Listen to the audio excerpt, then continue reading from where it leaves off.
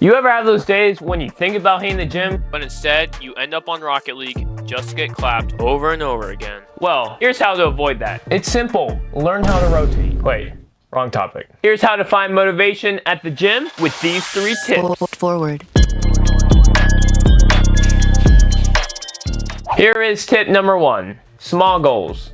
Okay, let's say you're a parent teaching your baby how to walk, okay? You're not gonna wake up the next day and see them running a 5K. They have to learn how to crawl, stand up and balance on 2 legs before taking their first steps, right? I think that's how it works. But that is how you see yourself when it comes to the gym. We set our focus on these long-term goals and we completely neglect the small baby steps it takes to actually get there. You can set 1 long-term goal, but I really want you to focus on 2 short-term goals you can accomplish by this week. A personal example for me is saying 30 grams of protein with every meal this week. Instead of saying, I'm gonna consume 32,400 grams of protein this year. By the way, I'm Asian, so there's no need to check my math.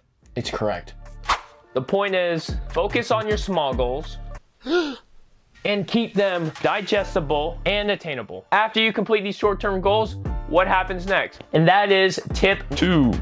Toot your own horn or reward yourself. Going back to teaching your baby how to walk, how do you instill motivation to propel them towards the next step? Obviously by pushing them off the nest.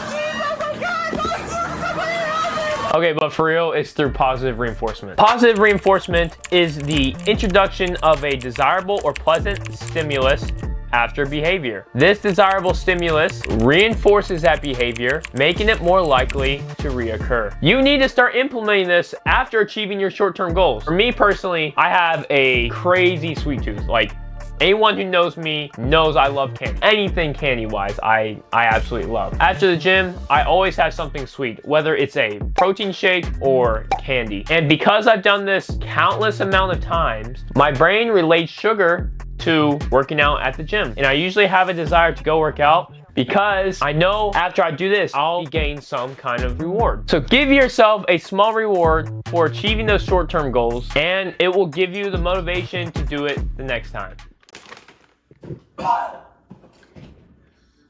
Number 3, competence. Competence. You serious? Now let me explain. Okay, you're in school and you and your friend have a final exam coming up. Your friend studied like the nerd he is, and of course, you being the cool kid didn't. Now, who's going to be more enthusiastic about taking the exam? Probably your friend, because they studied. They have the knowledge and the competence to pass the exam. Now let's take this to the gym. You watched a workout YouTube video about how to get bigger arms by some weird small YouTuber. I'm not gonna reveal any names. Video coming soon.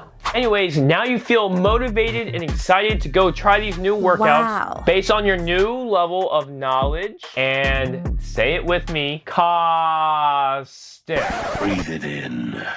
Yeah, that game is dead. Of course, I meant competence. So whether it's from me or other fitness content YouTubers that I crush on, like Jeff Nippard and Lee Lem, gaining knowledge and having competence on how to achieve your fitness goals will give you the desire and the motivation to keep pushing forward. Hey, thanks for watching, and I hope you found these tips helpful. And if you got any value from this, it would mean a lot if you kicked the like button and licked the subscribe button. You heard me. Subscribe or you're sus.